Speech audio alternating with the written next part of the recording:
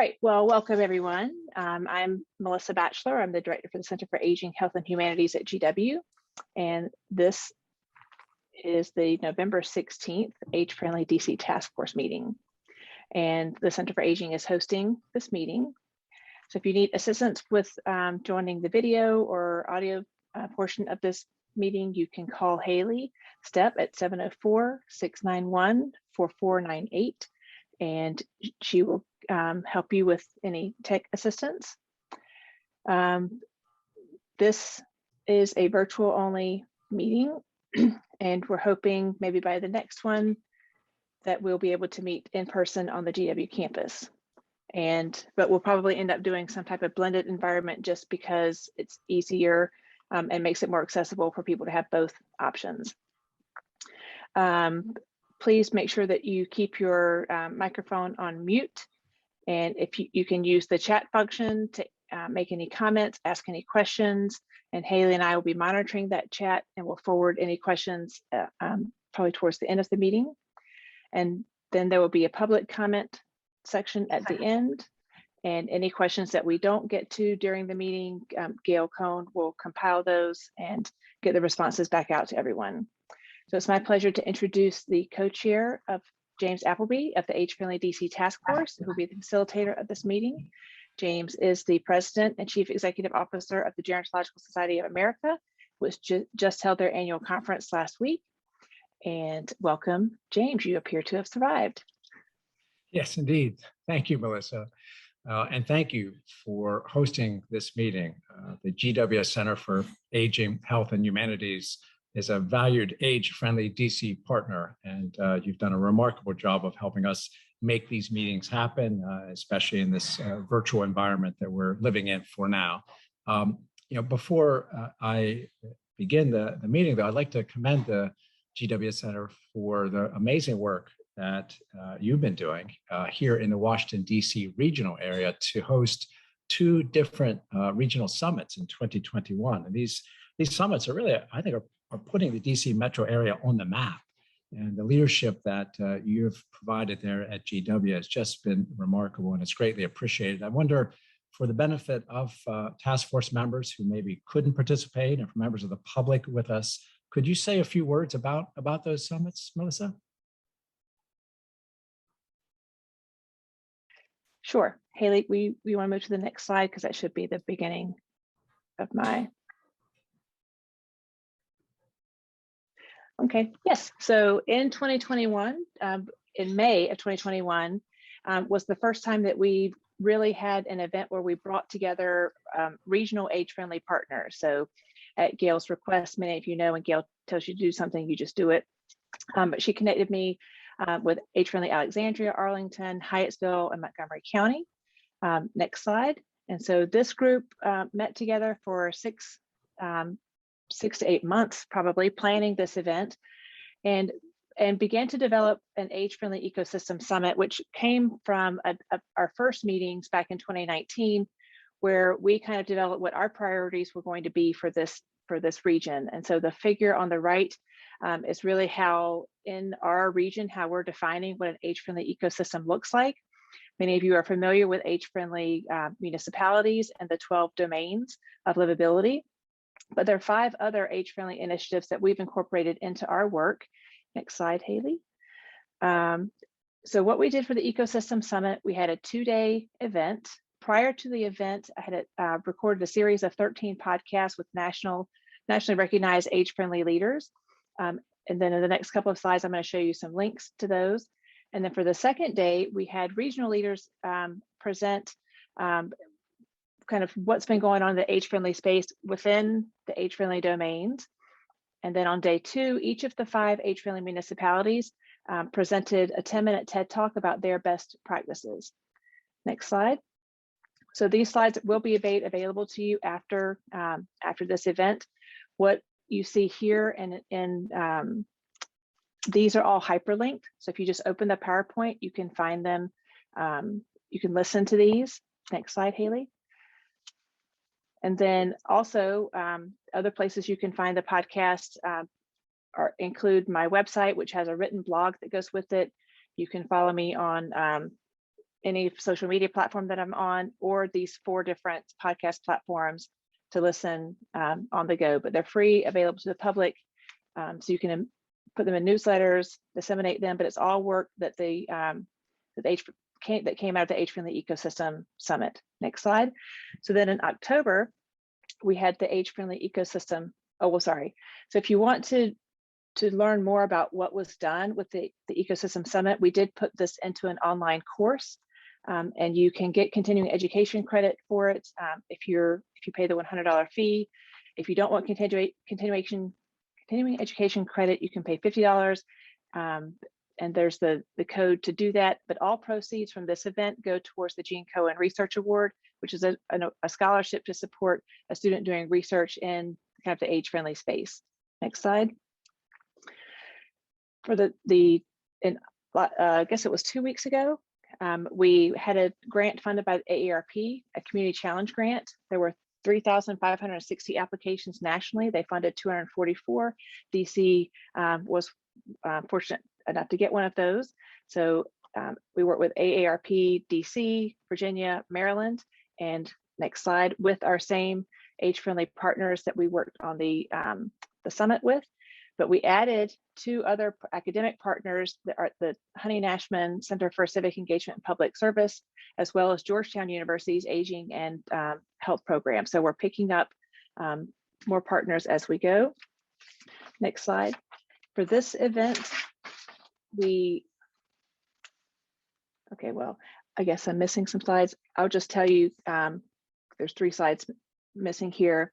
The goal of this was to bring an intergenerational group of people together to come up with new ideas about what we need to be doing over the next 25 years around the age-friendly domains. That was also a 2-day, that was a 1-day event. And if you're following the podcast over the next 4 months, we'll be putting out 1 process and outcome video about what we did with the Age-Friendly Social Innovation Challenge. And each of the domains will have its own podcast. So all of those will come out between now and the end of March of 2022. And that's it. Back to you, James. Thank you, Melissa. That was a whirlwind tour. And I don't know about others on the call, but I've really become a big fan of podcasts during the past 18 months. And the podcast that Melissa hosts is just wonderful. If you've not tried it, I really encourage you to subscribe and enjoy it. It's really, really well done. I did want to say a word about the GSA annual scientific meeting. So next slide, please. That was mentioned by Melissa. So as a reminder, my professional responsibilities are as CEO of the Gerontological Society of America. It's a group that represents all the experts in aging, essentially, here in the United States across all disciplines. We just wrapped up our 4-day meeting that had 3,700 participants from 34 different countries around the world. It was online. And I just mention it because there were dozens of different presentations that touch on aspects of either age-friendly communities, age-friendly health systems, age-friendly public health, age-friendly universities. So just so you know that it's very much this whole conversation about DC being age-friendly, and now the work that Melissa's leading, making the whole region age-friendly, is very much part of the conversation at these national and international conferences, that age-friendliness is the future. And it's not about really even just being age-friendly per se, but it's about creating systems and environments that help us across our whole life course to age effectively. It's not just about particular age 65 and up, but aging across that life course. And again, it's very much on the agendas of all the major scientific organizations and experts. Next slide, please. As you'll see here is the link to the Age-Friendly DC agenda. And so you should be able to access it there if you've not been able to. I'd like to now officially call the meeting to order. And on behalf of Mayor Muriel Bowser, who established the Age-Friendly DC Task Force, I want to welcome the DC government and community members here. As you recall, this is a multi-sector initiative that brings together representatives from the private and community sector, together with DC government, in order to find ways to collaborate and to advance this initiative to make DC a truly age-friendly city. For those of you who are joining, there's so many different people joining. I'd encourage you, if you would, use the chat function to introduce yourselves.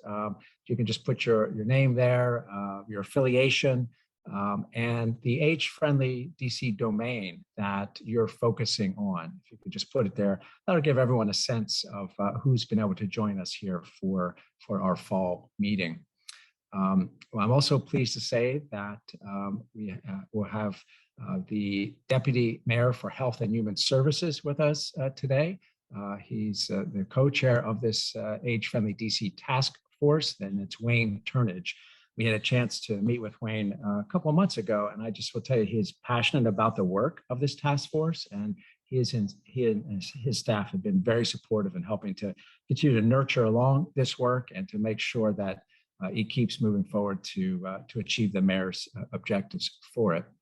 I also want to make sure we note that Gail Kohn is with us. She's the Age-Friendly DC coordinator. She is what energizes everything, I believe, personally, about the work of the task force and making sure that we are moving forward and making sure we're not leaving any stone unturned in terms of partners we can bring in or initiatives we can take to try to fully realize the idea of a truly age-friendly DC. So Gail, thank you for being with us. We also have 3 new members of the Age-Friendly DC Task Force, which I will briefly introduce. They were recently appointed by Mayor Muriel Bowser to the task force. And they include Jennifer Olney. She's been appointed to serve as our philanthropy expert. Jennifer is on the Greater Washington Community Foundation staff. So welcome, Jennifer. Also, Stacy Kanan, who was appointed to focus on the caregiving domain. She has been working with caregiving issues throughout her career. And finally, Teresa Silla was appointed to the Age-Friendly Task Force in her new role as head of the Interagency Commission on Homelessness. So welcome, Teresa.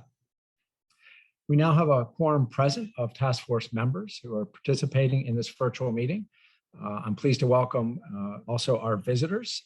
As a reminder, the public is always welcome to participate and observe the Age-Friendly DC Task Force meetings.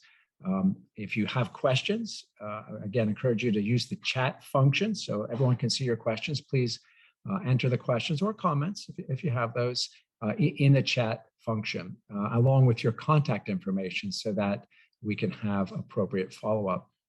And as a reminder, at the end of our meeting today, there will be a segment for responses from the public for questions and comments. Again, please use the chat feature so all can see the questions.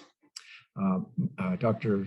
Melissa Batchelor and her colleague Hallie Stepp will batch the questions as much as possible so that we can have an efficient response to the input from the public. And any comments or questions that we don't get to during the meeting, we will follow up with a response later this week. Next slide, please. As those of you who are familiar with the Age-Friendly DC Task Force know, the agenda for our meetings have in the past featured a report on progress from each of the many domains. That's each of the smaller work streams that are out there.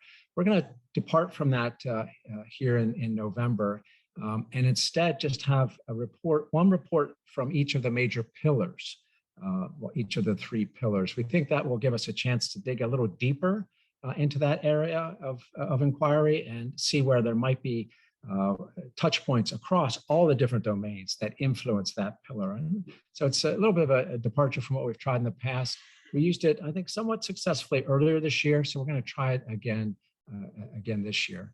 I will note, though, that you each should have received slides that were prepared on each of the many different domains. So one slide per domain was prepared to capture the progress over the past year in that domain. So I encourage you to review those slides, and you can pick up a lot of insights as to what has been accomplished at the domain level. So don't forget to do that.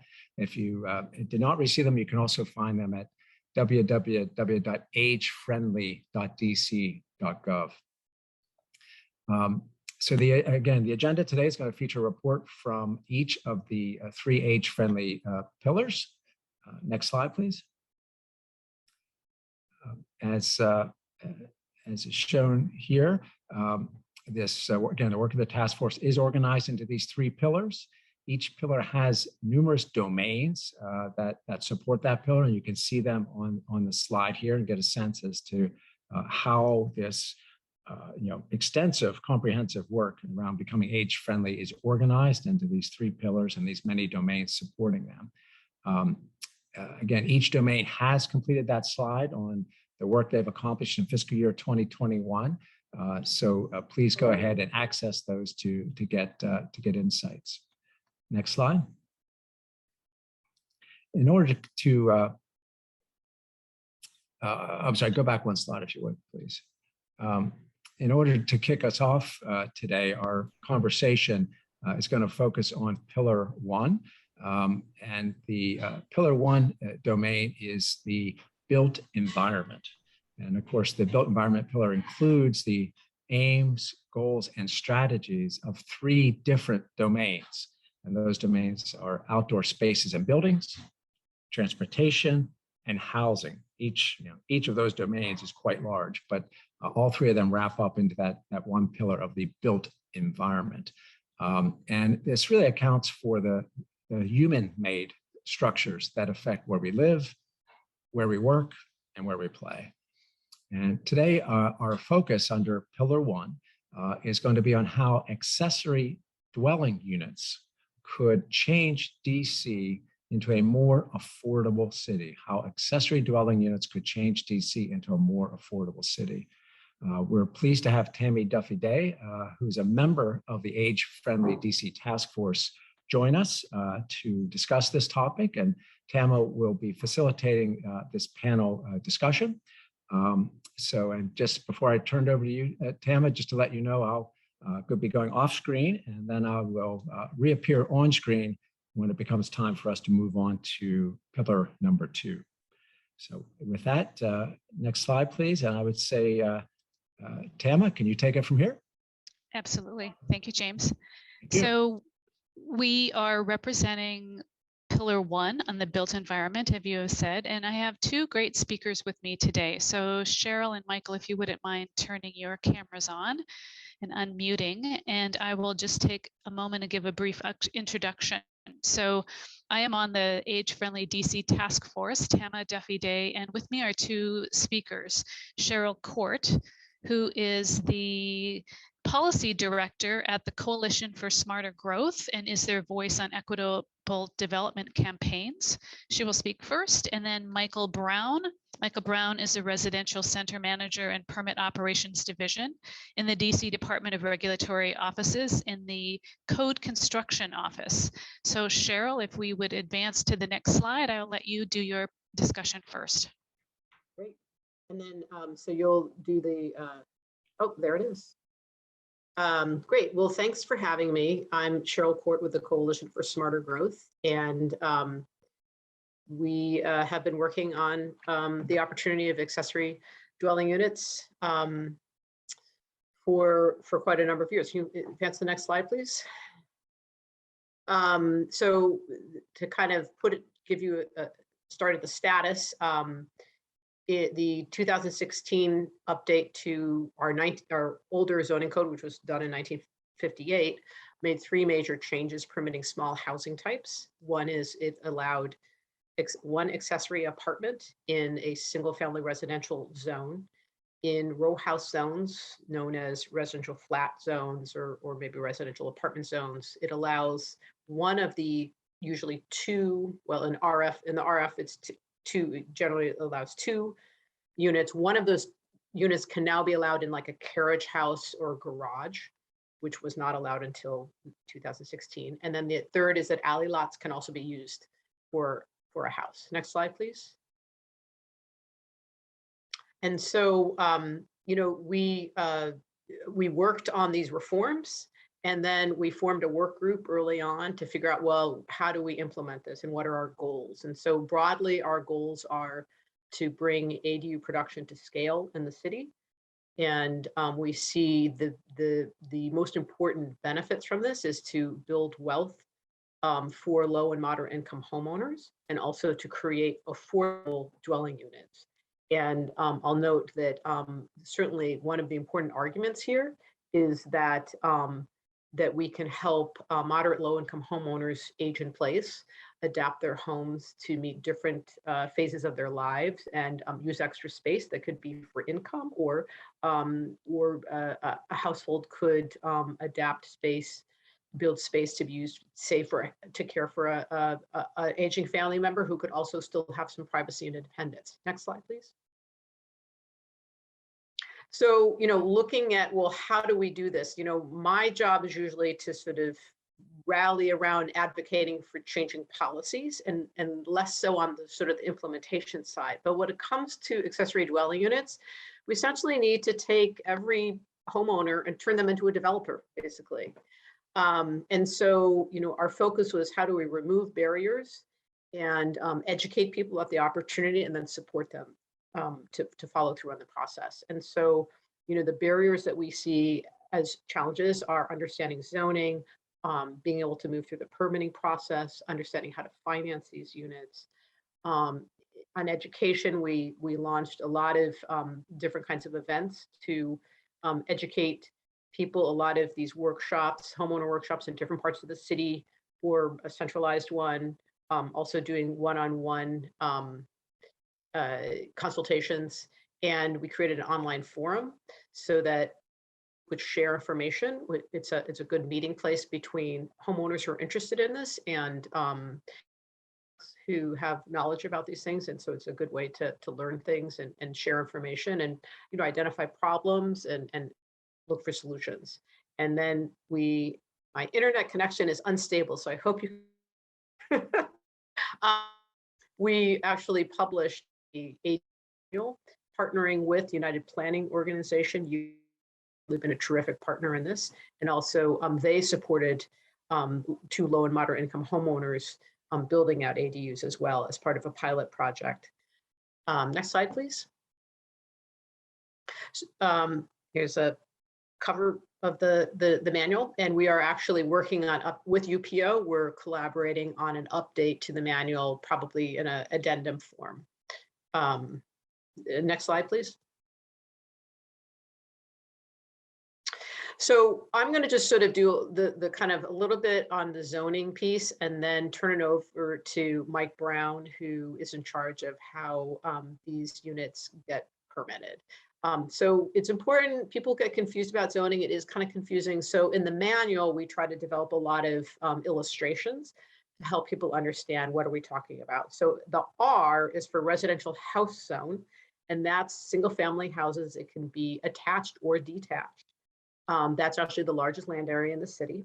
That's where one accessory apartment, that's actually the technical term, accessory apartment, is allowed inside that home, or say in the backyard. RF is the residential flat zone, which allows 2 principal dwellings, one of which can be located within an accessory building, like a garage, carriage house, or a freestanding cottage in the backyard. And then the RA, residential apartment zone, it has multiple zones, multiple dwellings, but it's similar to the RF. Like this photo is actually from my block, which is a mix of apartment buildings and row houses.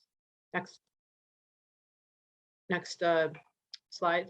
So here are sort of like the scenarios. So one is typically you're going to build out an apartment, or you're going to maybe renovate a garage and convert it into a living unit. So that basement apartment in the R zone would be called an accessory dwelling unit, or an accessory apartment. If it's in the RF zone, the residential flat zone, it would be one of 2 principal dwellings. It's not technically an accessory dwelling. And so that's a little bit confusing, because there's language around saying RF does not have accessory dwellings. That actually is a little bit of a debate, but that's a very obscure debate that we're not going to have here.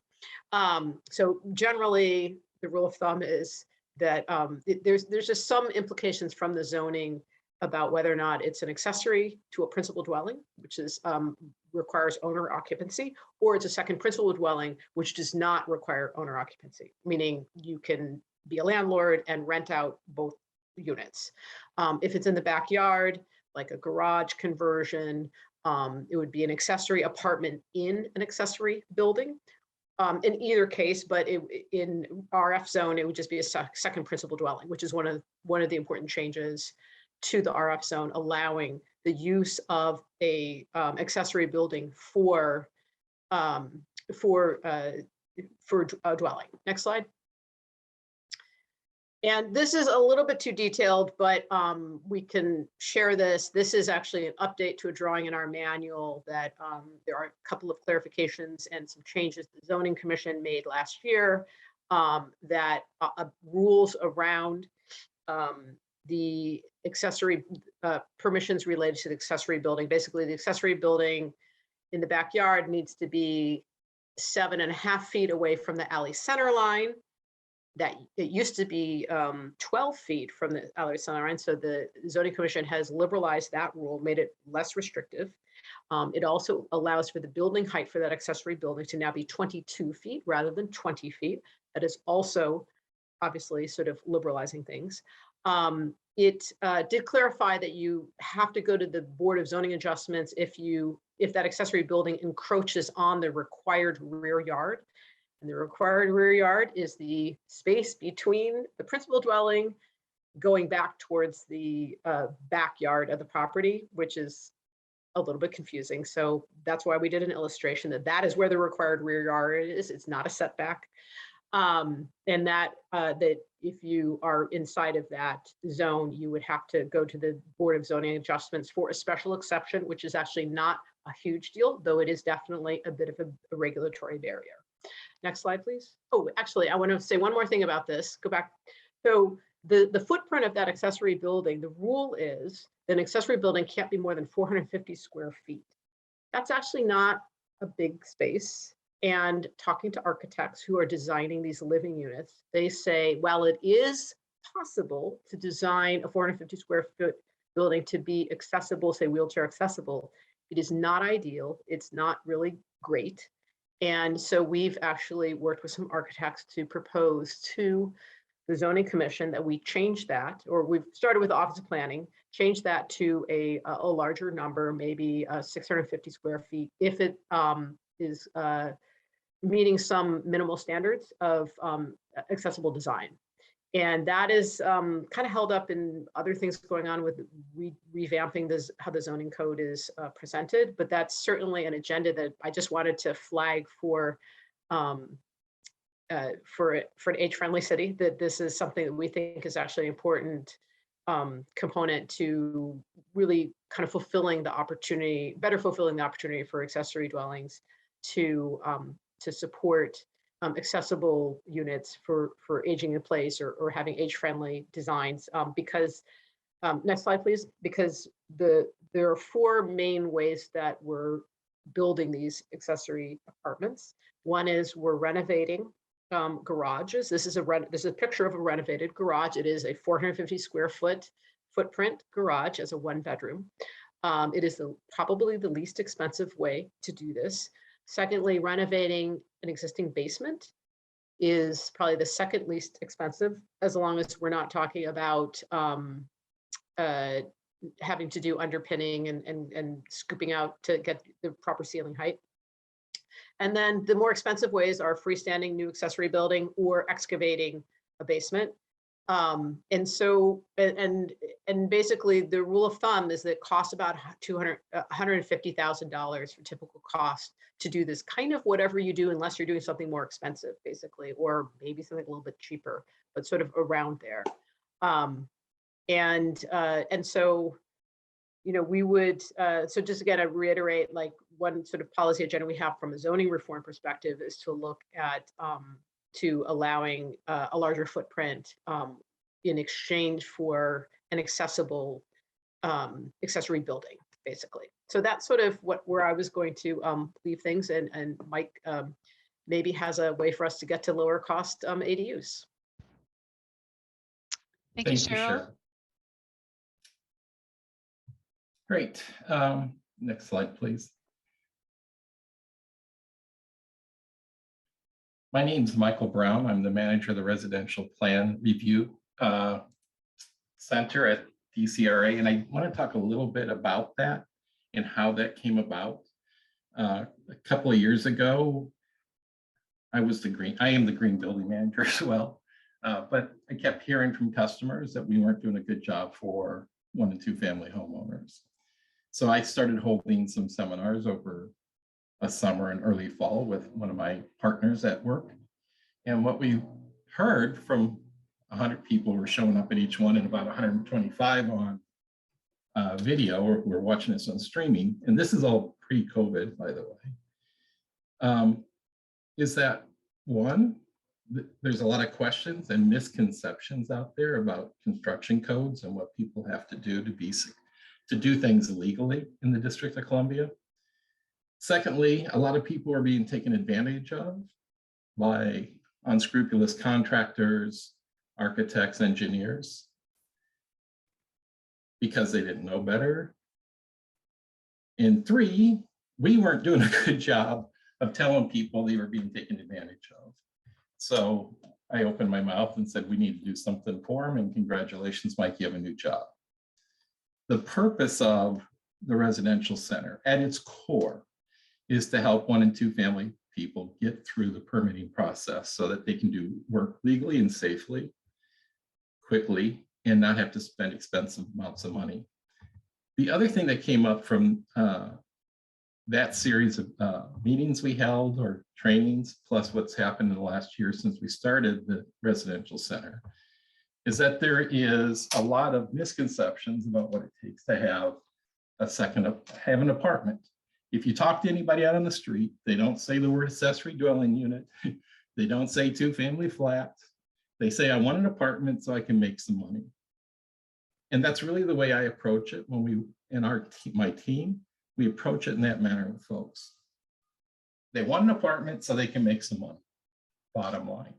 They want an apartment so they can make some money so they can stay in their home. It's a huge group of people. And there's a lot of talk that's $150,000, $200,000 to do an accessory dwelling unit, put an apartment in their basements. I'm here to tell you that 50% of the apartments I see being put in basements are doing it for less than $50,000 because they're poor and they don't have access to capital and they don't overbuild their basement. When I see $150,000, $200,000 accessory dwelling units, apartments, what I see are people who are building out something really nice and they want to think that they could live in it. But that's not really what a large segment of the population wants to do. That same segment of the population that does it for $50,000 does not permit it and does not get a business license. So that's the other thing that we have to try and accomplish. Next slide, please.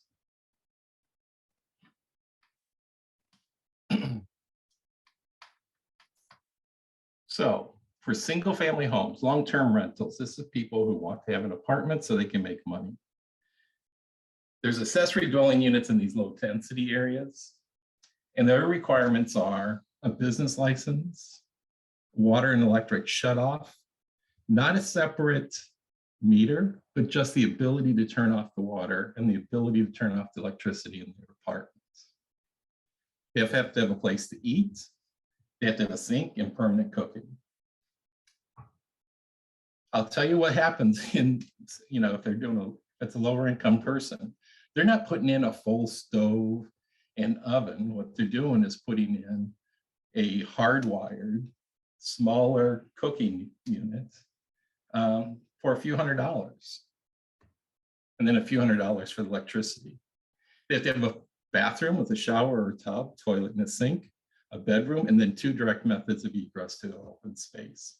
If you have a bad bedroom closed in, then one of those direct methods of egress has to be a window. But what you'll see in a lot of the homes where they're trying to build the apartment a little cheaper is they have 2 methods of exiting.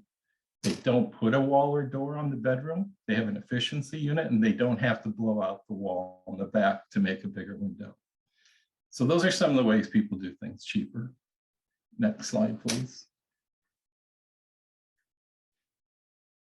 So single-family homes and long-term rentals, those are the high-density areas that Cheryl was talking about. They have the fancy letters RA, RF, that kind of stuff. The only difference in terms of what is needed for building codes is a certificate of occupancy. So there's a group of folks who over time get caught having illegal apartments in their houses. Oftentimes they got caught because the renter may have complained or a neighbor complained. We go out there and find out that they don't have a license. When people don't have a license for either a two-family flat or an accessory dwelling unit, depending on where they're zoned, we have a way to help them. And I want to go to the next slide and talk about that a second. Before I jump there, I do want to bring up sleeping rooms, because this is an area that, one, is hardly anybody gets licenses for, but it's a very cheap way for somebody to be able to have rental income, and that's renting out their bedrooms. They have to have a business license. It has to be a bedroom that's labeled on the building permit at some time in life as a bedroom. It has to have a closet and an exit window, use of bathroom facilities, use of the kitchen, and zoning is going to require one designated parking space for every 2 rooms you lease or rent. That is an underrepresented group that is, 1, legalized, and 2, thought of as a way to get income to be able to stay at your home. So I think if we can get some emphasis on that whole concept of sleeping rooms, young people got it down, right? They're doing this all the time. There's 3 or 4 people living in one house and they're using it as individual sleeping rooms. But this is a way so people can stay in place, make some income, and probably have some help just in terms of maintaining their home as well. Next slide. So the residential center needs to be used by people. We get tons of use, right? We started with 8 people. I have 13 people on staff. The number one thing I think anybody should do who wants to have an apartment in their house is to send us an email at residentialcenter.dcra@dc.gov and set up what is called a preliminary plan review meeting. Don't do anything until you spend $75 and sit down with us. And we will sit with you. We'll figure out what your address is. We will tell you what kind of zoning you have and what you can do in order to have an apartment at your house. So you don't have to know the setbacks and all that kind of stuff. For $75, we'll do it. Don't spend a penny on anybody till you spend that $75 with us. Don't hire an architect, don't hire an engineer, don't hire a contractor. Talk to us first to make sure what you're doing you can do and what you can do. And we can help you develop that, we can help people develop that pathway.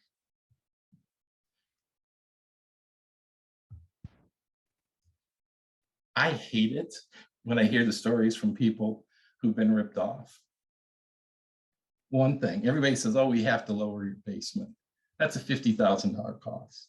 If your basement has a ceiling of 6 feet 8 inches, I'm going to approve that. And my entire staff will approve that from building permit side. The code says 7 feet, but we have the ability to go down to 6'8". For us, 6'8" can be a very safe place. And then it's also market driven. I have a daughter who's 5'2". She would rent that apartment, right? I have a brother-in-law who's 6'8". He wouldn't think of living in a place that's 6'8".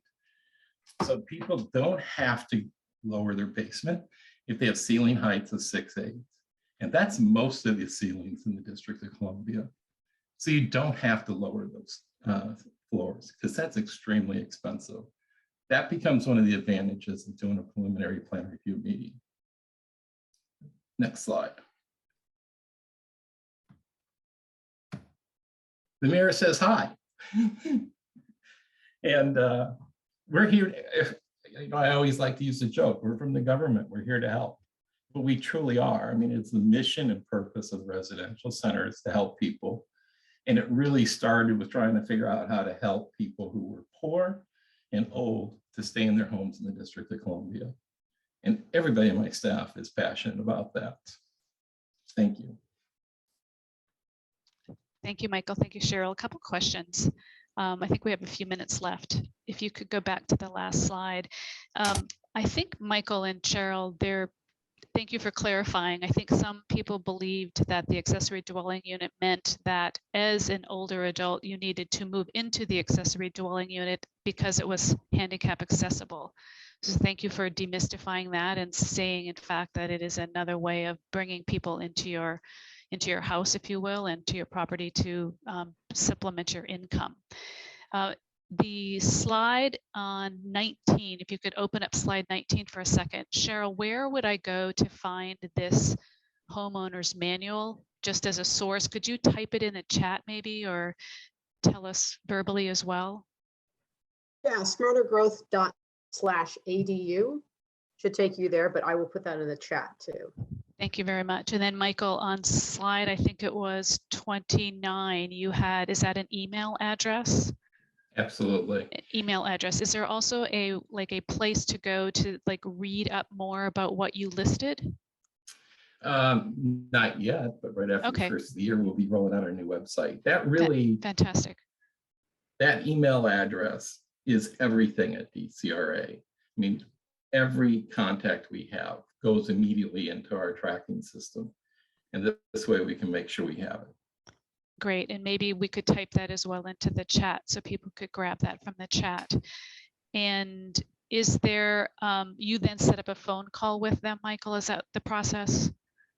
They submit a payment, they email you, you submit a payment, and then you set up a time for that discussion. Correct. Okay. And there was a question, I believe, in the chat, something about parking. So parking in DC, of course, is pretty tight. How would you go about getting 2 spaces for someone? Or is that for another call? That's really for those plan review meetings, because you don't have to have that for every location in the district. Okay. Great. I don't see any other chats here with questions other than the resources that we want to have in this chat. So thank you both. And I think, James, we're giving you back a couple minutes of your day. Thank you, Tama. I appreciate that very much, and I hope everyone on the call can appreciate our ability to dig into this one issue in a meaningful way. I think led to wonderful questions from participants, and I think it really shows perhaps the merits of using this different approach, digging into one big item in each pillar instead of trying to do lightning updates on each and every domain. Again, that information in each domain is included in the slides that we're providing available to you. So thank you, Tama, thank you, Cheryl, and thank you, Michael. Wonderful presentation, very actionable information that we can use going forward.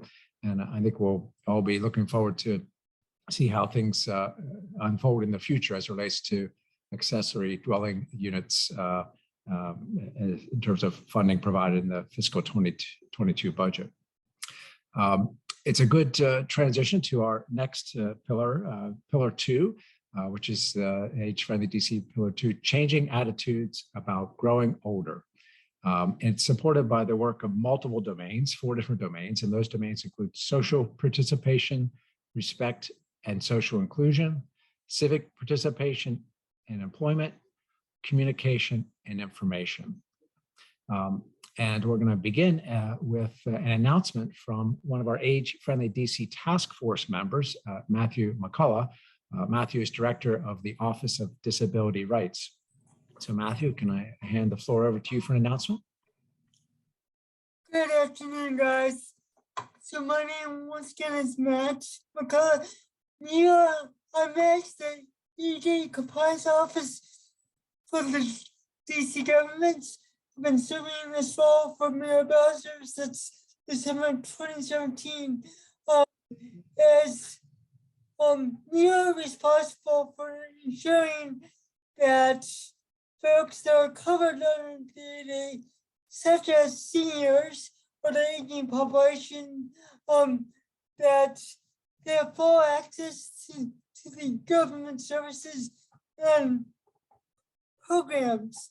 And so ODR is also responsible for developing and trying to implement the Homestead Community Integration Plan. Homestead, and I'm gonna place the actual link for Homestead in the chat box.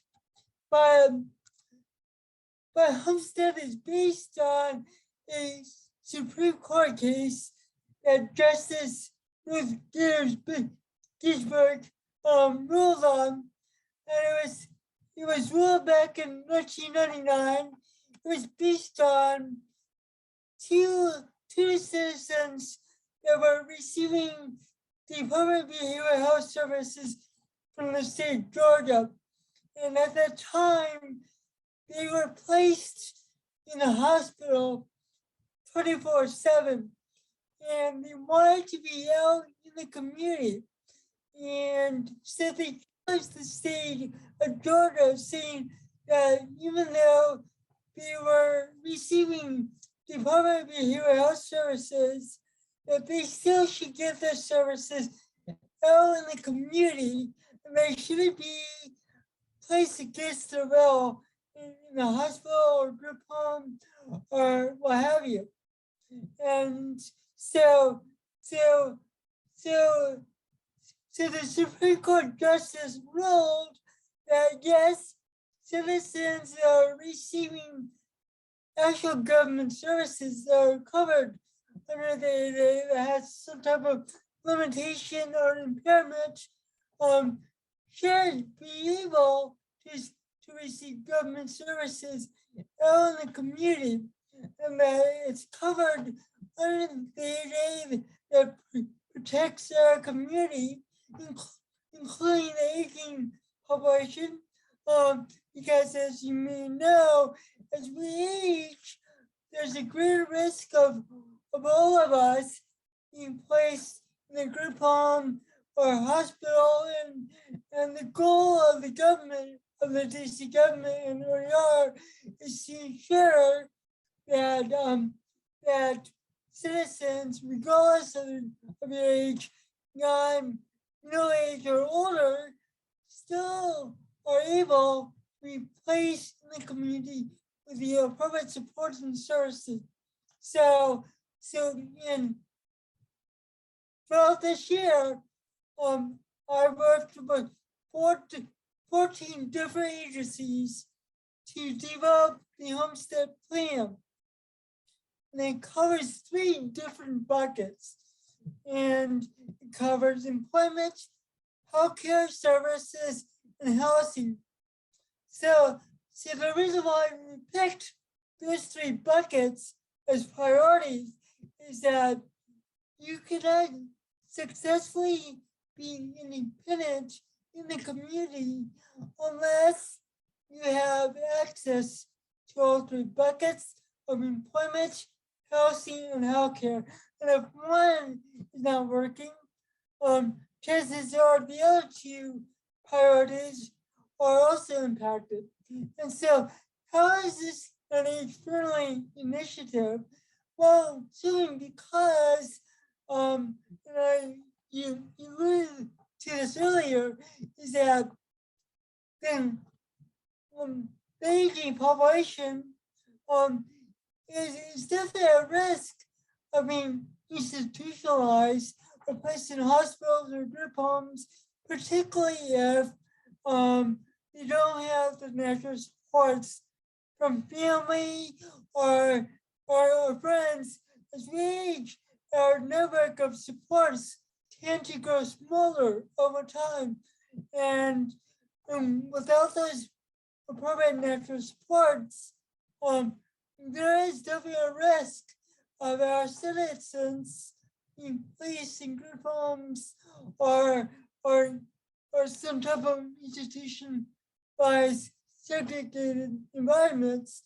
And so, so what ODR and I did is that we worked with several agencies, including the Department of Housing and Community Development, the Department of Human Services, and they oversee all the homeless shelters.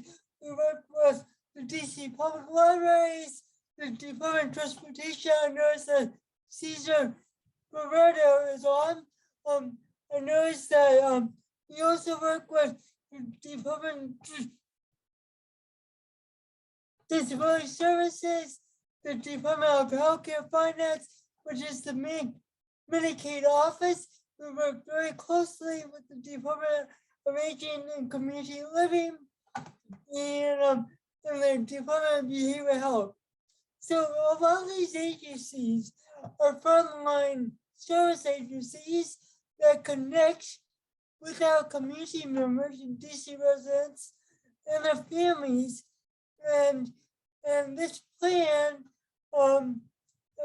offers metrics on how each agency is responsible for ensuring that, one, the DC resident remains in their home with the appropriate supports and services, and we offer such programs such as the Save at Home program that the Department of Aging and Community Living offers, and that allows people to modify their own homes so they are more accessible to their needs.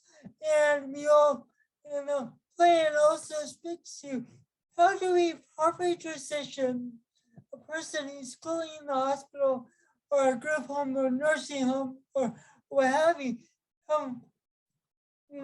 What exactly does the government do in terms of properly supporting our citizens that are covered under the ADA that may have some type of pyramid limitation, what have you, healthcare issue, that they are given the opportunity to be given that choice to properly transition into the community where they belong.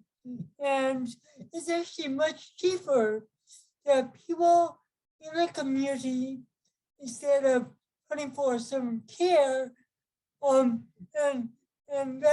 that's a win for both the DC residents that may be impacted by being placed in nursing homes or group homes, but it's also a win for the government because we're using those public dollars more effectively to serve people out in the community where they belong. It's not an easy job because we need to coordinate with several different agencies that are responsible for bits and pieces of how we support our citizens in the community.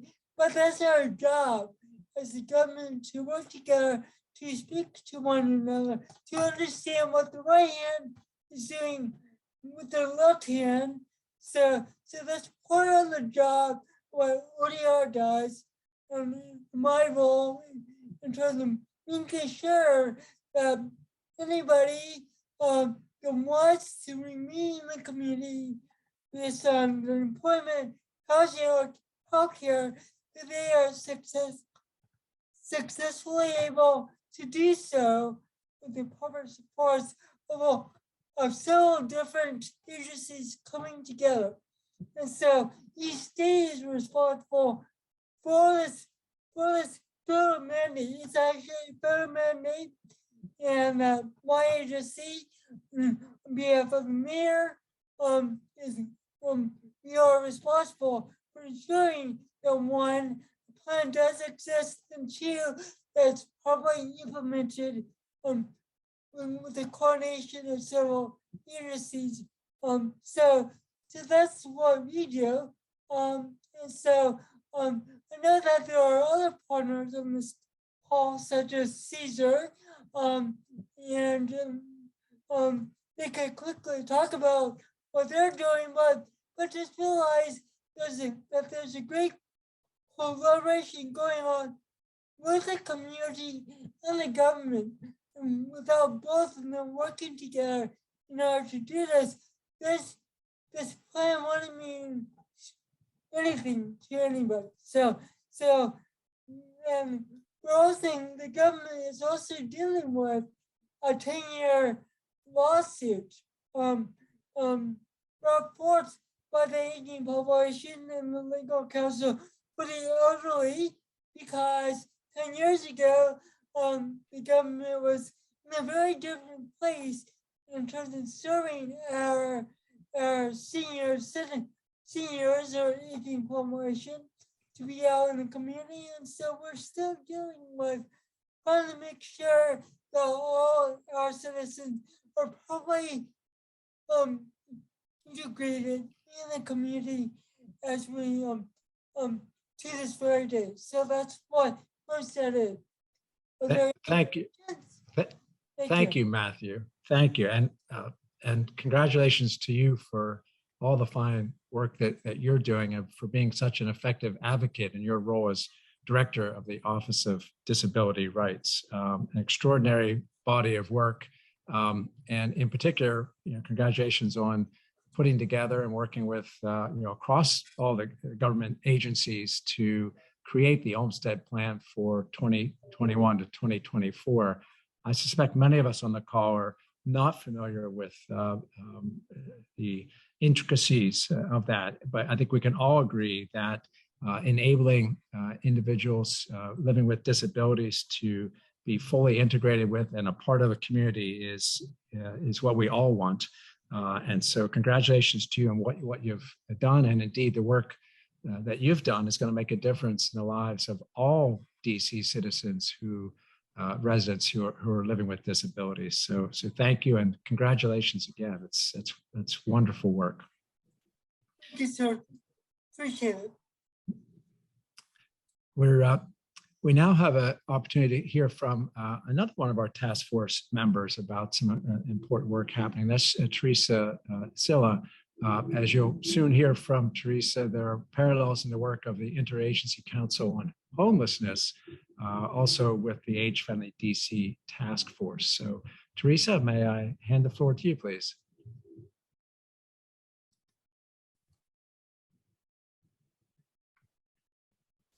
Hi, can you hear me? Yes. Great.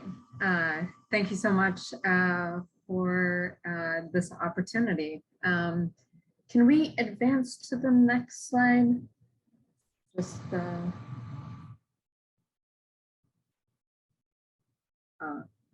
anyway, let me just take this moment to quickly introduce myself. I am the newly appointed Executive Director of the Interagency Council on Homelessness. I assumed this position as of October 4th this year, so quite new. Having said that, I have supported the ICH for a number of years, starting in 2015 as a policy advisor dedicated to the single subsystem. So I have extensive experience with the district's homeless services continuum of care. Just in case it's helpful, I also, just a little bit additional background, I first started my career in affordable housing as a project manager at the City of New Haven. I was working on federal, state, and local subsidies to create affordable rental and home ownership developments. So I really appreciated the presentations earlier about additional dwelling units. I definitely interested and curious about that. I've also spent almost a decade serving as a HUD-funded technical assistance provider, supporting cities, counties, and states with community planning and development programs and funding, including homeless services. So that's the experience that I bring to our homeless services. Next slide, please.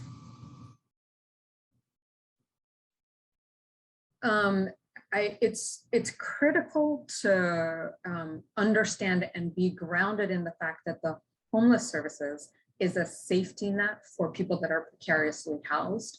and that it is only designed to respond to those that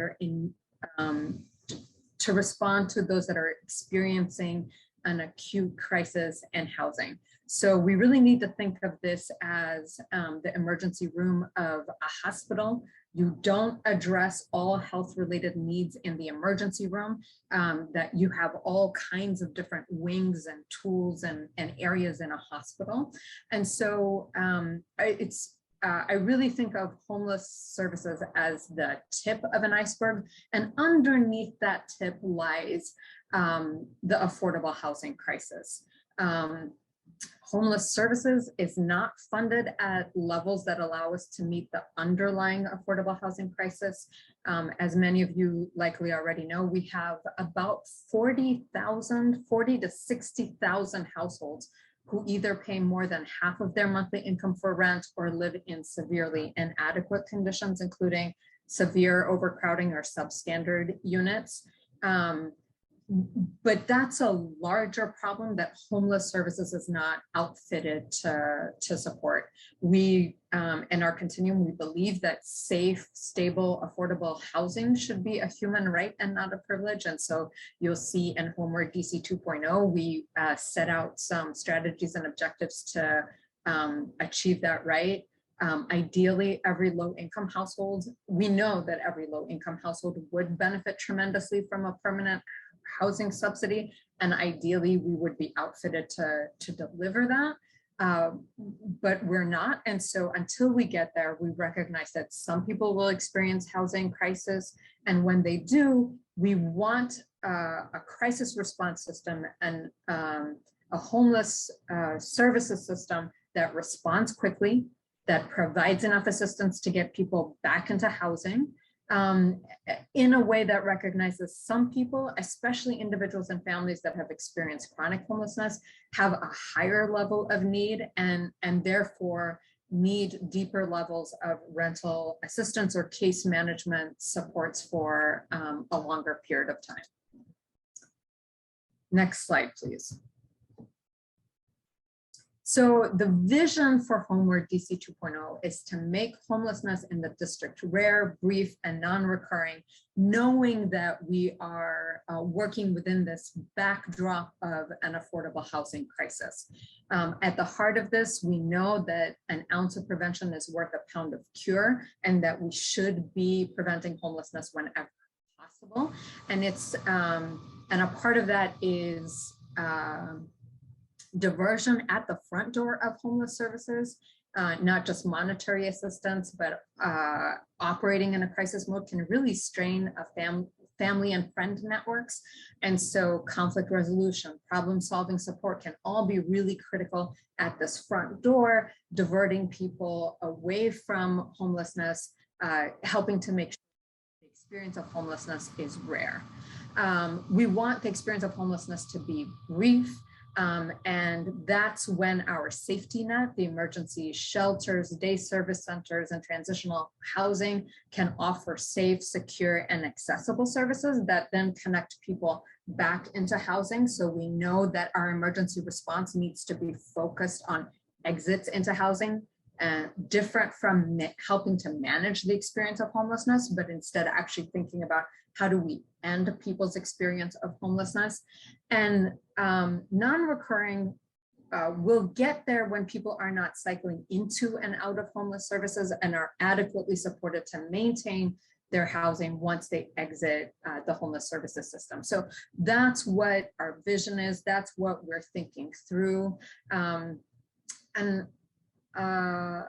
think one last thing that I want to say is homelessness will be rare when we have adequately supported the other safety net systems and services that impact housing instability. And especially, I think we all know that there is an overlap in between the systems that we serve, behavioral health, other institutions like the foster care system, and we have a lot of re-entry or returning citizens, and our belief is that homelessness can only really be rare when we have adequately equipped all of the other safety nets and services, and we can prevent people from experiencing housing instability in the same, in the first place. Next slide, please. We know our formula works because we have tried and tested our strategies successfully, especially in the family system, where we have successfully decreased family homelessness.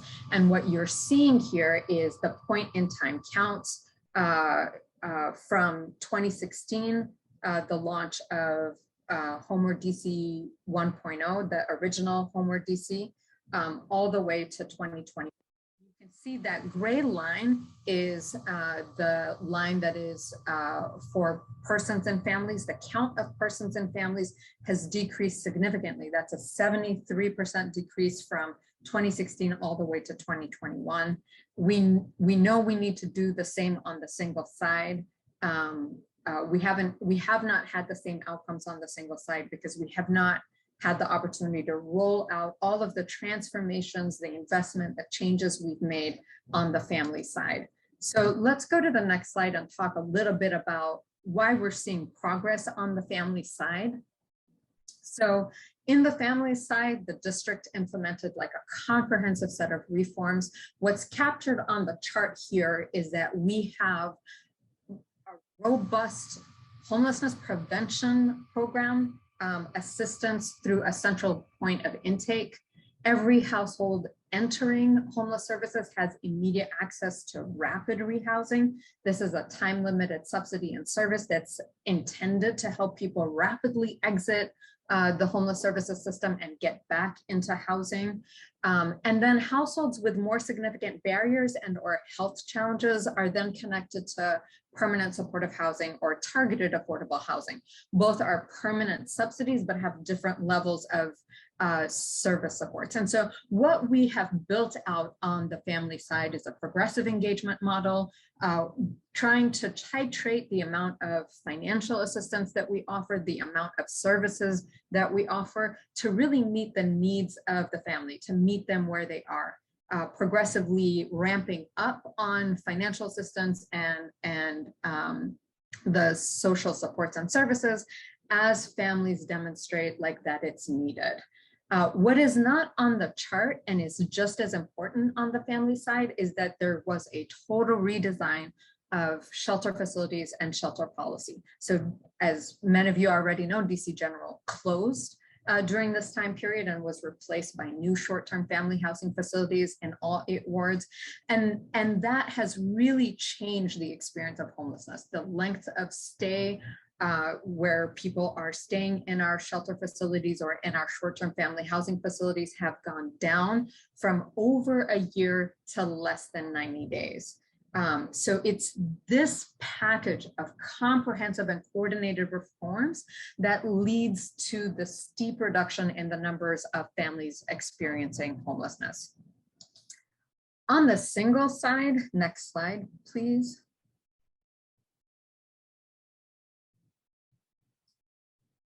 What you will see from this chart here is that we are clearly not there on the single side. This is where we need to do a lot of work.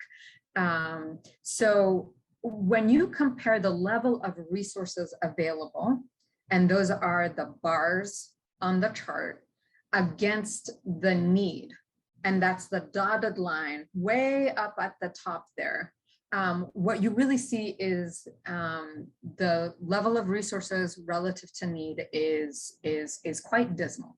So we really need to ramp up on every type of program, especially prevention and rapid rehousing.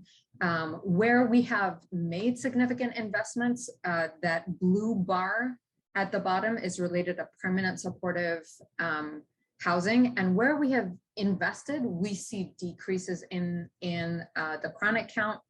And so from 2016, if you start at 2016 all the way to 2020, we overall saw an 11% decrease in the count of chronic homelessness compared to that dotted line, that pit line on the top, where the overall count has actually been trending up. So what this shows is when we make the necessary investments, we reap the rewards. What's not on this chart, again, is shelter reform and investments that we're making to our shelter stock. Those transformations will also have a huge impact on our ability to deliver the services that we need and to help people move out of exit homelessness as quickly as possible. The other thing that's not captured on this chart and that we really need to work on is a comprehensive intake system, a streamlined intake system that helps people very quickly navigate to the resources that they need. Right now, we have a no wrong door approach, which sometimes our clients and our providers tell us feels like a no right door approach, right? And so we need to strike that balance between being accessible and available, but also recognizing that coordination and streamlining is really critical as well. I'll just talk through a couple of other lessons learned. I think I have a little bit more time. What we're finding is that comprehensive reform is actually really important. You can't just do incremental reform to one program at a time. All of the programs and homeless services really work together, work in concert. And so thinking through how to improve all of the programs simultaneously is actually really important. Working smarter is also really important. So we try to have a data-driven approach to think about what are the outcomes we want to achieve and to work smarter, not just harder. Capacity is a challenge, and there are 3 ways in which we've identified capacity as a real kind of issue. There's the capacity of government to run programs all while trying to also improve programs. Those are really difficult to do at the same time.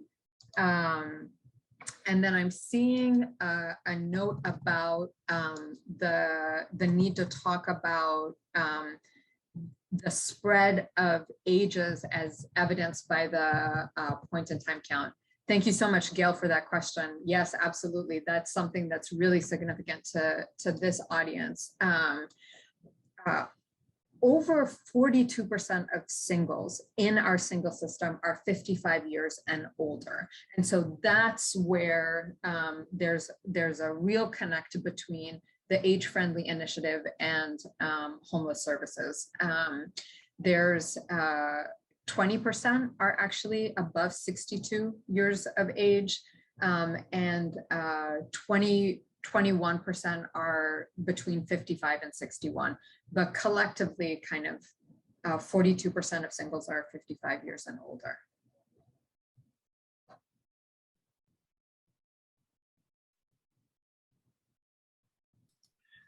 All right, thank you, Teresa. Wonderful, wonderful presentation. Thank you for helping us understand how this interagency task force works. We have time for other questions that people may have. If you can throw them into the chat. Melissa, any other questions appeared in the chat?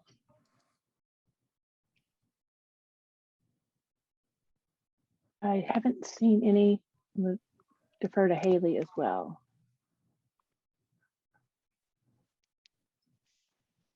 I think you can see everything in the chat. Sometimes we have a, sometimes we have a Q&A, which you wouldn't be able to see, but I think you're going to be able to see everything in the chat as it comes up. Very good. All right, Teresa, what questions should we ask that we haven't asked, in particular as it relates to the intersection between your work and the work of the Age-Friendly DC Task Force? I think there are a lot of things that we could be talking about. One, the vulnerability of particularly the singles population. It's really the prevalence, I think, of substance use, mental health, the dual diagnosis where both are happening. Chronic health conditions are also really important. And so I think care coordination, care management is a place where we really should be how we can work together. I see a question in the chat about the interconnectedness between homelessness and ADUs, and would ADUs help to create more affordable housing, or are there other points of intersection? This is a really interesting question. I wonder, especially as we were earlier in the chat, I saw whether there were any resources to help low-income households create more ADU units. I always wonder whether for that assistance, in the development world, when a developer gets subsidies to create more units, there are opportunities to ask for those units to be affordable units, and for those units to be targeted to people who might be experiencing homelessness or whatever the target population is. And so I wonder if it makes sense to think about, for ADU units, supporting people to convert their ADU units in exchange for making those affordable, and very specifically for targeting people who are experiencing homelessness, that might be a nexus there or some kind of a connection there. The other connection that comes to mind is that ADUs help to stabilize homeowners. And so especially for older homeowners who are on fixed incomes, who are dealing with properties that might be declining in terms of like the physical condition of the building, it might help to actually stabilize people who would otherwise potentially be at risk of homelessness. So that's what like immediately comes to mind.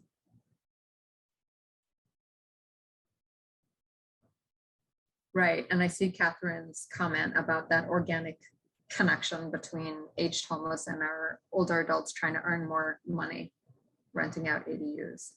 Yeah.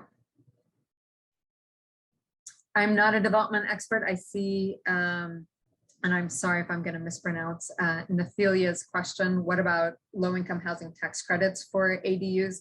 I'm not a low-income housing tax credit expert. It's been a number of years since I've worked with that funding source. And so I would have to defer to our policy advisors at the Department of Housing and Community Development, but it's certainly worth asking. It's a very interesting point to bring up.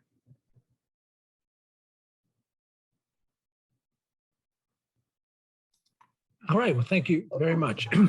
Very, very helpful. And thank you to everyone who came up with questions, and the intersectionality between our earlier topic and this topic is certainly something that's caught people's attention. So thank you all for that. It's time for us to move on to our third pillar today. And we're going to be hearing from the pillar focused on lifelong health and security.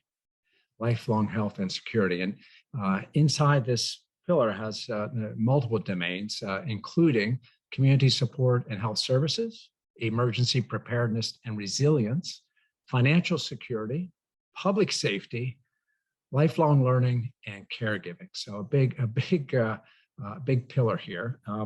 And we're going to be hearing from team members over in the area of health, and in particular from, I believe, Kiana Creighton is going to be, I think she's chief of staff there working with Wayne Turnage. I believe she's going to be working to moderate this session. So if I could I turn it over to Kiana to get us started? Thanks so much, Dr. Appleby, and apologies, everyone. Deputy Mayor Turnage hopefully will be able to join us momentarily, but want to be respectful of everyone's time and ensure that we can make sure to get to the final presentation for this afternoon. So if we could progress to the next slide, please. And I would like to take the opportunity to introduce Dr. Nesbitt, who is the director of the Department of Health, and Dr. Bazran, who's the director of the Department of Behavioral Health. And I actually see the DM just joined, so I'll give him a moment and then I'll pass it along to them. But Dr. Nesbitt and Dr. Bazran, if you would like to add anything else to your introductory remarks, and then we can get started with the questions. Hello, can you all hear me? You can, DM, I can pass it along to you if you're ready. I am ready. I was getting ready to apologize for being late, but then I realized I'm early. So Dr. Bazaran and Dr. Nesbitt are on? Yes, I'm here. I realize, Wayne, that we may not show up. I'm here. In your queue as speakers. Okay. But we're here. And I'm here also. I got you. Okay. Well, let me begin by the purpose of this particular panel is to discuss sort of healthcare for all in DC. And I think one of the more challenging issues that we've had to deal with, obviously, over the last 18 or so months is has been the pandemic, and still is the pandemic, and it has greatly affected healthcare access for any number of reasons, and it's created challenges for not only the providers of healthcare, but it's placed a tremendous burden on the district's leaders who are employed to respond to situations like this. And so what I want to do today is to have both Dr. Bazaran, who leads our behavioral health efforts. We have some questions about how they have adapted during the pandemic, but also hear from Dr. Nesbitt, who as the director of the DC Department of Health has been critically responsible for ensuring that the district has a capable response to a pandemic that keeps this population as safe as it possibly can in the midst of the worst pandemic this country has seen in 100 years, and also applying through science science-based decision making that provides a guide to the mayor as to when and how we should reopen the district. So what I want to do is first ask Dr. Nesbitt, given your panoramic view of the impact of this pandemic on this city and the city's response, can you talk a little bit about what you're most proud of with respect to the way that DC Health had to work to stand up a testing operation to facilitate vaccinations, which is still ongoing, and to provide guidance to the mayor on the nature, the depth, scope of the pandemic, and how we should best respond throughout the last 18 months. What are you most proud of? Yeah, thank you, Deputy Mayor Turnage, and thanks to the host of this meeting for inviting us to talk about this critical pillar and to share some insights in terms of things that we've learned over the past several months, but also to really talk about how this is so important for the district that's really focused in terms of being age friendly. And I like to, I think, you've talked about this earlier in your meeting, that being age friendly isn't just about what we do for people who we consider to be seniors in our community, but thinking about things across the life course and creating communities that allow people to be able to live a healthy and fulfilling life through every age and stage and phase of their life. The pandemic and managing a pandemic or any public health emergency is a complex issue. And it requires public health agencies and governmental public health agencies in particular to be doing multiple things at one time. So as Deputy Mayor Turnage has mentioned, we've had the awesome responsibility of doing surveillance and data collection for us to be able to understand how our community was impacted, to what degree or magnitude our community was impacted, which populations and groups were impacted during different phases and stages of the pandemic, and how that would help to inform the different policies that we would recommend to Mayor Bowser for quick and decisive action. And we've also been able to get some things up and running remarkably fast. to help to protect the health and well-being of our community. One of them was a public testing effort that remains in place today, that has taken different, that has looked different throughout the pandemic. Even now, we have over 20 plus different locations where residents can pick up a test kit and test themselves, which is a huge transition away from people waiting at 3 huge mass testing sites across the city that we established in March and April of 2020. One of the things that I'm tremendously proud of is how our seniors and people over 65 really showed up for vaccination when we asked them to in the winter of 2020. The district boasts one of the highest vaccine coverage rates for seniors in the country. Nearly 100% of our seniors have received at least 1 dose of the COVID-19 vaccine, and over 85% of them are fully vaccinated. And that's a remarkable accomplishment. And we're seeing great uptake of booster doses in our senior population right now. Those things aren't just numbers that I share for the vaccine coverage itself, but those things have translated into our seniors being more protected from subsequent waves or surges in COVID-19 cases. When we hit a summer surge back in June and July, we did not see high case rates or high numbers of new cases in our seniors. We did not see high rates of hospitalizations among seniors. And those who live in our long-term care facilities, who receive community-based services, live in group homes, weren't as disproportionately impacted as they were in the early phases. And I think that's really something we can all be proud of, because we all came together as a community to make sure that the most vulnerable among us got access to our vaccines and got the information they needed, them and their families, to make wise decisions and choices. Thank you, Dr. Nesbitt. That's very comprehensive response, and I think it reflects the full breadth of the amazing work that DC Health did. I can't tell you enough how proud I was to sit and watch you direct the COVID activities of the city in a very, very skillful fashion. And I think it has certainly inured to the benefit of the District of Columbia as a whole. Dr. Bazran, when you think about behavioral health, how have you adapted some of the key services that your staff routinely delivered over the course of the pandemic? Thank you, Mr. Deputy Mayor. One of the things that we had to focus on and remain focused on is the mental wellness of all residents within the District of Columbia.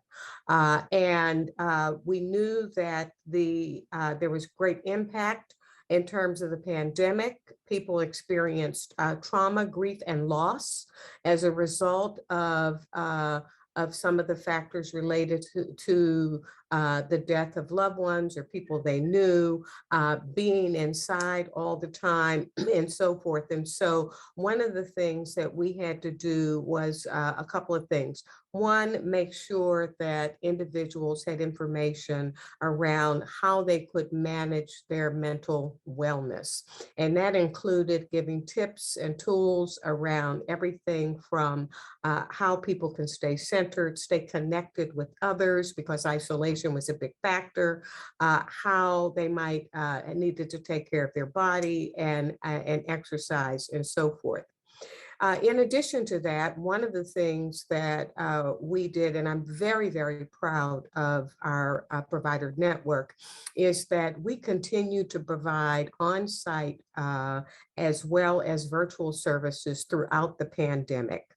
And a part of how we were able to do this is we received as a district special permission from the Centers for Medicaid and Medicare Services to allow providers to bill for virtual services that were conducted telephonically as well as visually. And that really allowed people to stay connected to care.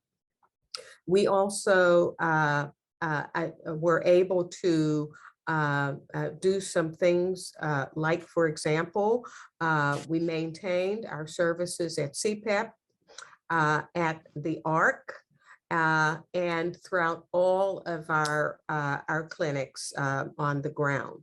I think that it is important to note that during the pandemic, we did see an increase in mental health service utilization because of the ability to use telehealth. And so that was really a lesson learned. The lesson learned was that being able to connect via phone and other telehealth applications was really important. And this was particularly important for those who may not have had the ability to get out and about. We also made 3 sessions, mental health sessions with a mental health professional available through our Access helpline. People didn't need to give any information about themselves. They didn't need to enroll in services, but we wanted to use the lowest barrier possible to make sure that people got the services and supports they needed. And in addition to that, we also had to address the needs of caregivers, those who are providing the services to our population. And so we entered into relationships with Howard University and the Went Center to provide ongoing trauma support to both the healthcare practitioners as well as the behavioral healthcare practitioners who were actually serving the population. We changed some processes also around substance use disorders. We allowed curbside dosing for individuals who, for example, were in methadone treatment, and that allowed people to continue on their medication and to remain in recovery. We also had our community response team on the ground. They were out there in the community helping people through the process. And we also launched a mobile van that was available to deliver services where people were and to get them the services they need.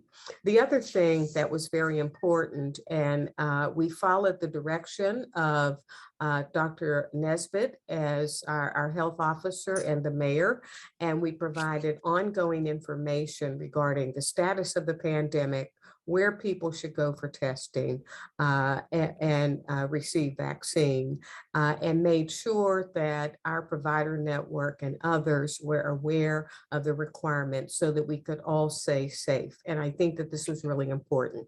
I met with providers on a weekly basis to make sure that we could address any issues that happened. And here again, it was important for us to address the full continuum of age ranges and to make sure that we met people where they were and got them the services and supports that they needed. Well, thank you very much, Dr. Bazran. I want to move quickly to part 2 of this panel and talk a little bit about how the goals, the longstanding goals of AgeFriendly DC have been integrated into the work of DC Health and DBH over the course of this pandemic and maybe even before. Dr. Nesbitt, if you could start by talking about how your offices, any offices within the department, how they consider the issue of aging when they develop their program frameworks. And also when you discuss that, if you could talk about whether or not there exist gaps in your mind that we would need to address going forward to assure a more deeper integration of aging-related services.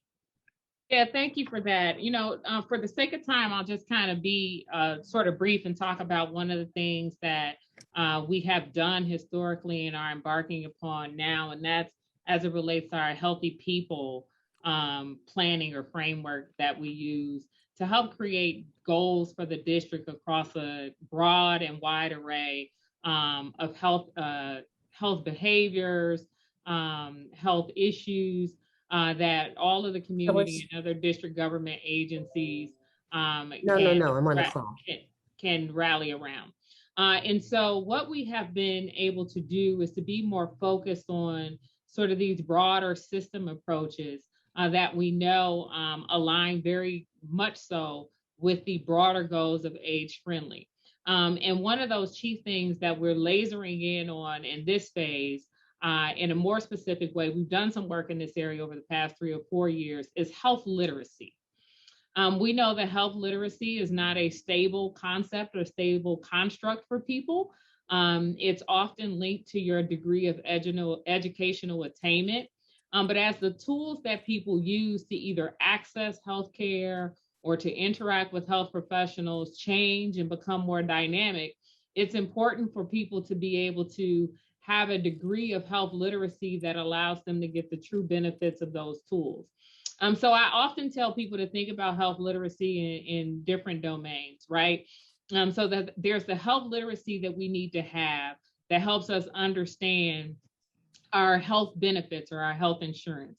So you can imagine that when you're 17, 18 years old, you're getting ready to go away to college, someone may have to teach you how to use your health insurance, to know what's in network so you don't go to the emergency room all the time, that you learn how to get a primary care doctor, or how you're going to, when you're away at college, right, and your parents aren't making those appointments for you, how do you use your healthcare and your health insurance? On the other end of the spectrum, there are some new interests or new needs that come into play when you are shifting away from your employer-sponsored insurance and you need to navigate Medicare for the first time. So having a good idea of what it means, health literacy means for understanding health benefits is important. Then we have how to navigate the health system, right? So our health needs tend to change as we get older. So having basic preventive services, how to use those services and when to need those services. A lot of young people think I only need to go get some health services or healthcare when I don't feel well. And they neglect the need for preventive services. As we get older, our needs for health services tend to increase for some people, and who to go to for which things may become more complex. And we may have to have more people working together to better manage our care so we don't have duplication of services, we're not taking more medications than we should, or we may have more care transition needs, right? So moving from a hospital to a long-term care facility for rehab, and then getting back home and receiving the home and community-based services we need. So really being able to help people understand the health ecosystem is so critically important. And then the last domain of health literacy that I think is important, and maybe what much more people default to, is how do the health behaviors that we have at any stage of our life impact our overall health? So what are the types of foods that we eat that have an impact on our health and well-being? How does our level of physical activity have an impact on our health and well-being? How does the consumption of tobacco products and alcohol, all of those things have an impact on our health and well-being, as well as the management of stress. And Dr. Basron has mentioned this. So all of those things are critical parts of health literacy. I think it's a really timely opportunity for us to be talking about health literacy. Dr. Basron mentioned the use of telehealth services. That radically changes how people interact with the health system. So we need to make sure that people have the ability to use those tools, which again is a foundational part of health literacy. So we're really excited about focusing on a health literacy plan for the District of Columbia as part of our Healthy People 2030 planning, and are excited to be able to take that journey with our community. Yeah. Well, thank you, Dr. Nesbitt, and we will certainly look forward to all of the developments that you mentioned going forward. I think they offer some exciting opportunities for programming that will certainly contribute to the efforts of AgeFriendly DC. Dr. Basron, before we move to the last part of the panel discussion, can you talk briefly about how DBH integrates aging into behavioral health services and system redesign? Yes, certainly. Thank you for that question. First of all, I'd like to begin by saying that DBH during FY21 served over almost 10,000 individuals ages 55 to 101 years of age. in our service delivery system. And these individuals receive both mental health as well as substance use clinical care, clinical services, care coordination, which I cannot tell you how important that is. That care coordination is important because we find that individuals, particularly older individuals, can fall through the cracks in the system if they are not connected to care and there isn't that follow-up that happens through care coordination. Also, supportive community services, including peer supports and recovery services were offered, as well as intensive services like assertive community treatment, rehabilitation day treatment, which gives people a useful place to go during the daytime, as well as crisis emergency service. We also implemented complex case conferencing to ensure that both primary and behavioral healthcare services were coordinated and integrated. And this is extremely important with individuals who are older adults, because one of the things we know from the literature is that individuals, particularly those with serious mental illness, experience 25 years of life loss due to physical health issues, not to behavioral health issues. So we really have to pay attention to both of those and make sure that we have an integrated approach to service delivery. Also, I think that it's really important to note that we are in the process of carving in behavioral health care services into Medicaid managed care. And the purpose is to better align primary care and behavioral health care services so that we treat the whole person, which is critically important for this population. And the goal is to have better health outcomes, a better customer experience, and certainly a lower cost of care. We also note that age has been a variable that we have identified within the opioid epidemic. We've noted that African-American males over the age of 50 have been disproportionately affected by fentanyl that's entered the heroin supply, and unfortunately have been the majority of individuals who have lost their lives.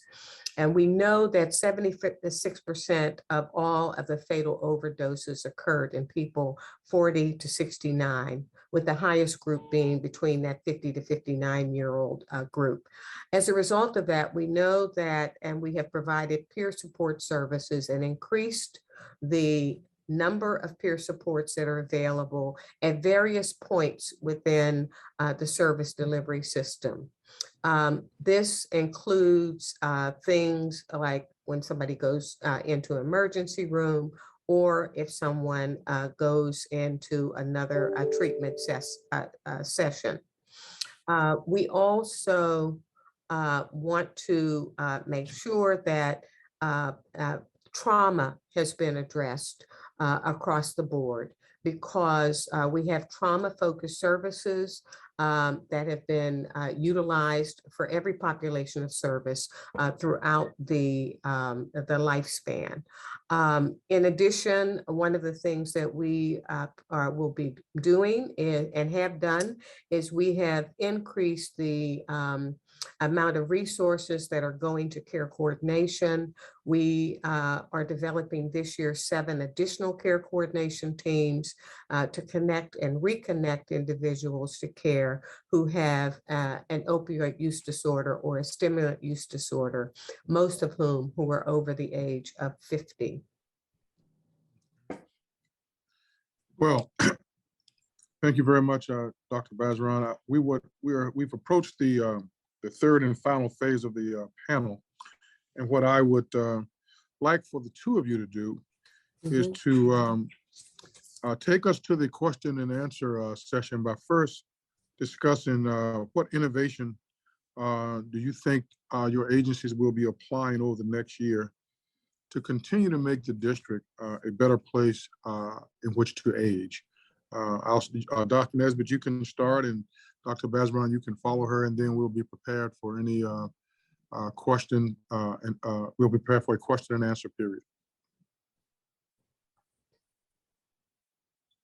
You know, I'll emphasize again, I think one of the best things that we can do for our community is to ensure that people have the right tools to be able to understand what makes them achieve their optimal health in terms of how they utilize the health system, what types of health behaviors will ultimately lead to them having better health outcomes at every phase and stage of their life.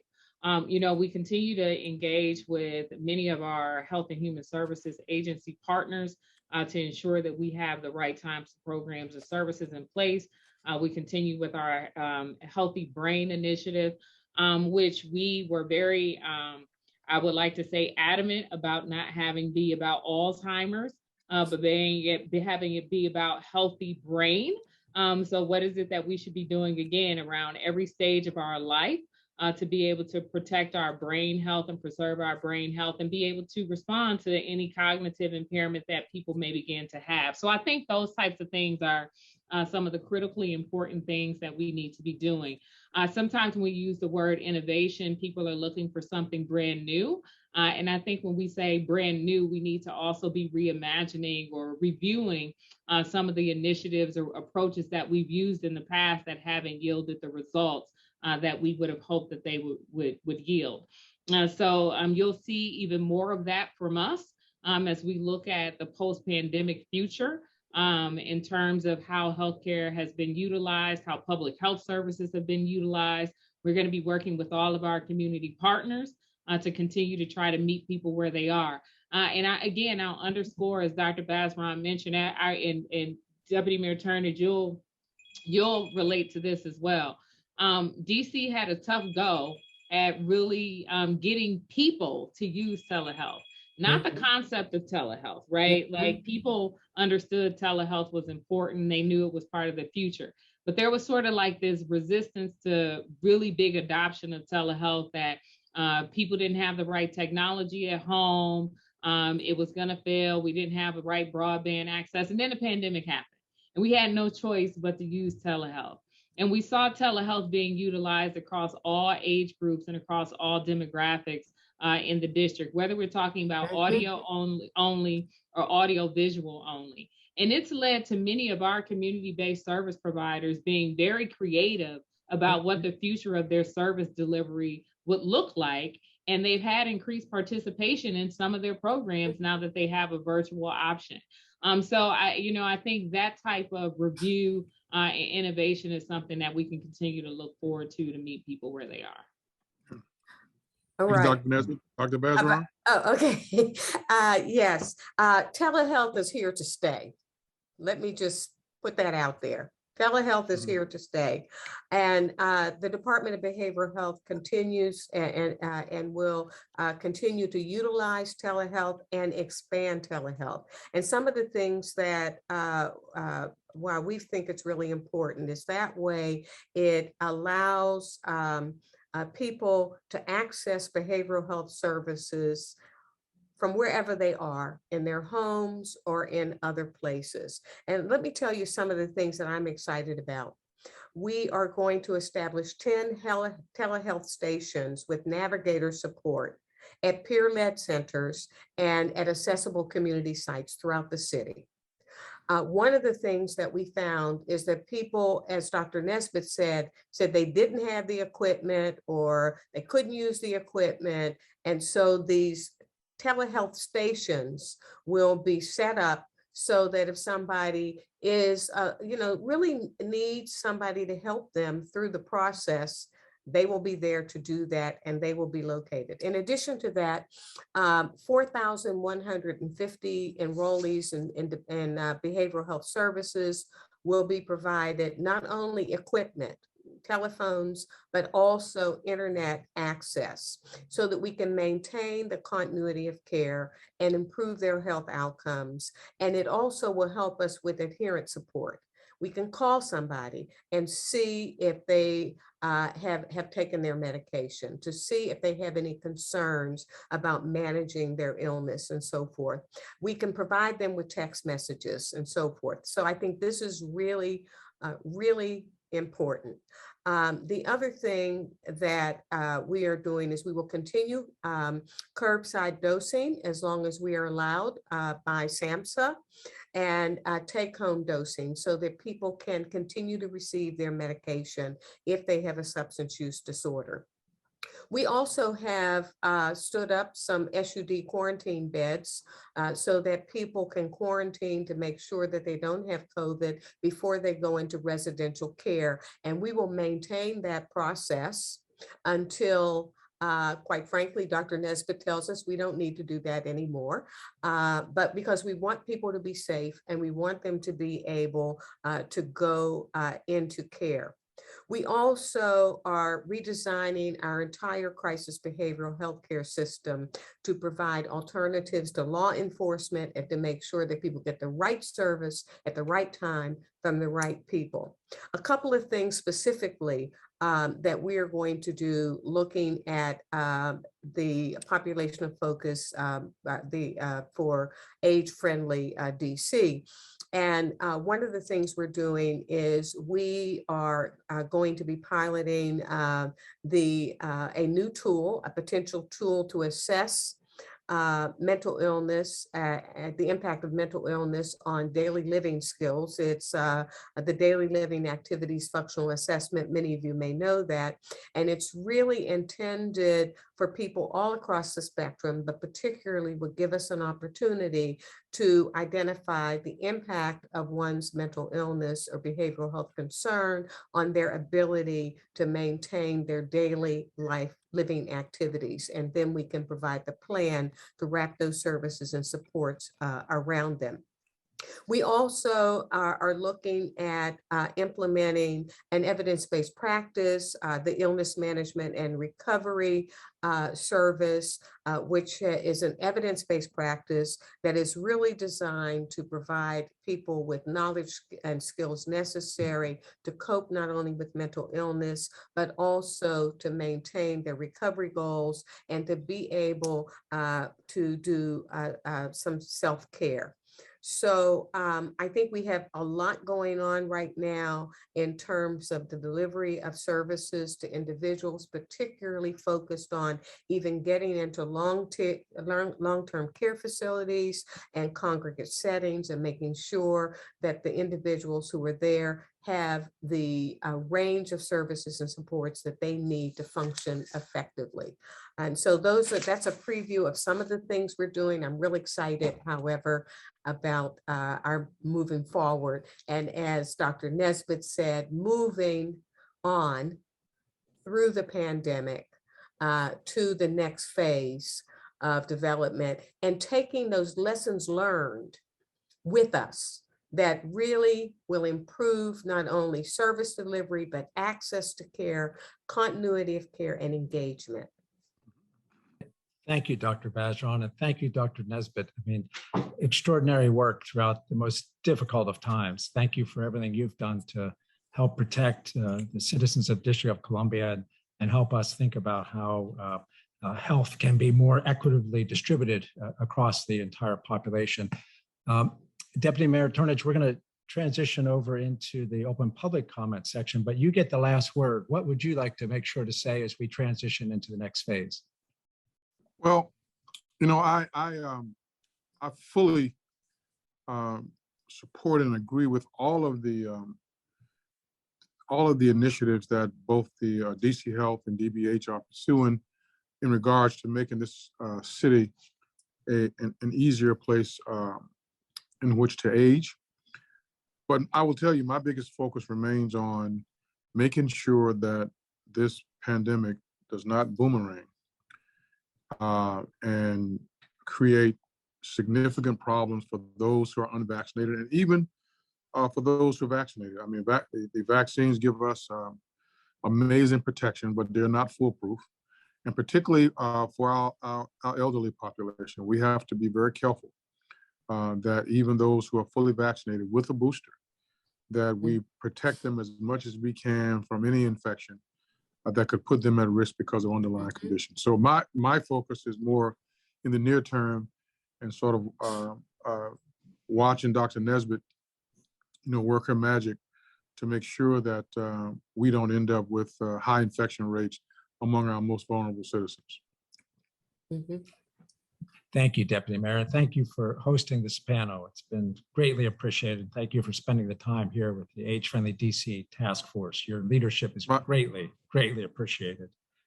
It's my pleasure to be here. Thank you. We now have some time. If there are any questions, Melissa, have any questions come in from the public that we need to address? I haven't seen any in the chat, but you're monitoring more closely. We haven't seen any either.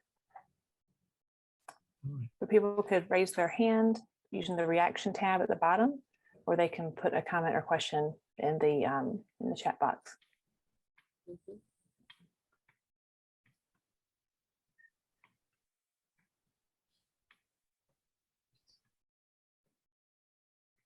All right. I'm going to stop sharing the screen so we can just see everyone. Well, if there aren't, I don't see any questions coming up at this point. Oh, sorry. Can I make a comment? Yes. Hi, this is Michelle Johnson from the DC Office of the State Superintendent of Education. I wanted to know whether or not the District of Columbia has actually provided the type of update that was just provided by Mr. Turnage and the other two representatives about what has transpired, and has it been shared with residents of the District of Columbia via DC cable television or other types of communication? And if it hasn't, it would be phenomenal if it was. I think that the presentation gives us a lot of food for thought, not just for now, but how to move forward in the future. So that was just my question.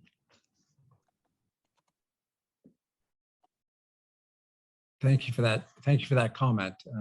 And certainly, it's a lot of important information has been shared here. I don't know whether or not what other formats it may have been shared in. I can't speak to that. I don't know if Deputy Mayor or Kiana want to address that.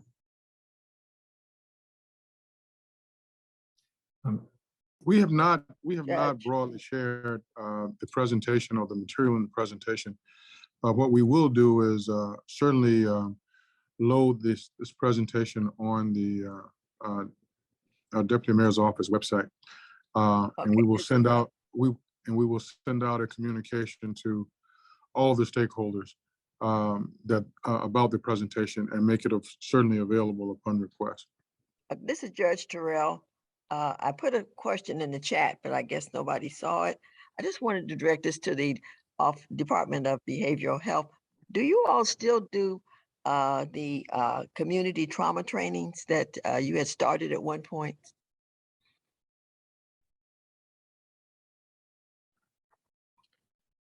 Hello, can you hear me? Yeah, Dr. Bergeron, I think you're on mute. My apology, I was talking away at any rate. Yes, as a matter of fact, we did trauma training through the WENT Center throughout the pandemic, and people really enjoyed that. In addition to that, we also provided trauma training through our parent support program that was available to parents of our children within the district. Okay, now how does one find out about when you all are going to be doing those trauma training? Right, you can find out on our website, or certainly you can contact me directly and I can point you in the right direction. Thank you. If you could put your contact information in the chat, I'll take it down. Thank you. Okay. All right. Well, let's. I think we probably are at a stage, Melissa. We should go on just as a reminder for all task force members, if you want to post the important dates coming up in December and beyond. If you want to put the slides back up again, that slide. We do have some pillar meetings. If you're involved in one of the pillars, those dates are shown here on the slide. December 1st 2nd, and 3rd. Pillar 1, 2, and 3 are meeting. So if you're involved in those activities, please make note of that. And then importantly, please note Tuesday, May 17 and Tuesday, November 15 of next year for our Age-Friendly DC Task Force meetings. We've covered a lot of ground here. We started off by hearing about the amazing work that GW is doing to create this whole age-friendly ecosystem regionally. We heard from the DC accessory dwelling units and robust discussion there about how that impacts the aging population. Matthew Mccullough, Director of the Office of Disability Rights, gave us an update on the Olmstead Plan for 2021 to 24. We heard a briefing from the Interagency Council on Homelessness, again, how that intersects with the aging population. And finally, Deputy Mayor Turnage hosted a conversation on healthcare for all in DC. We covered a lot of ground. I think a lot of important information has been shared. And all this, again, will be available on the Age-Friendly DC website as well. So thank you all for your participation today. And thank you for the fine work you do day in and day out to help DC become a better place for individuals to age across their life course. Have a great day. Stay safe out there. Thank you. Bye You now. have a great day as well.